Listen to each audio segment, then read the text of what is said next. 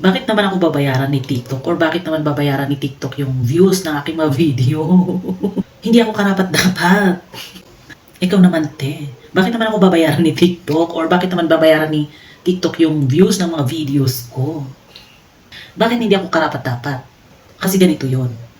Nag-search ako, nanood ako tungkol dito sa TikTok beta. At kaya ko nasabi na hindi ako karapat-dapat na bayaran ni TikTok or yung video views ko. Kasi una sa lahat, hindi po ako eligible. Hindi po ako eligible para bayaran ng TikTok mga video views ko. Bakit? Una, nandito po ako sa Pilipinas. At according po dito sa aking research at sa mga napapanood ko, ang Pilipinas ay hindi eligible. Hindi eligible sa TikTok Creator Fund. May mga bansa lang na eligible for TikTok Creator Fund, kagaya ng US, Spain, hindi ko alam kung ano pa yung ibang bansa. Pero ang Pilipinas, ang ating bansa, hindi pa.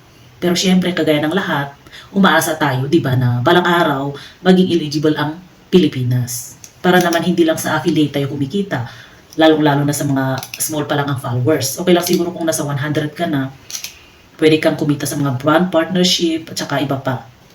At pangalawang dahilan, wala pa akong 10,000 followers. Kahit pa siguro eligible ang ating bansa, wala pa akong 10,000 followers. 800 pa nga lang yung followers ko eh. Kaya paano ako mababayaran ni TikTok no, sa mga video views? Kasi yun ang requirements. Eligible dapat ang ating bansa. Meron ka dapat 10,000 na followers. Tapos ayan pa yung mga ibang requirements. Okay? Pero syempre, lahat tayo na gumagamit ng TikTok app, umaasa tayo na magiging eligible din ang ating bansa. Ewan ko lang ha.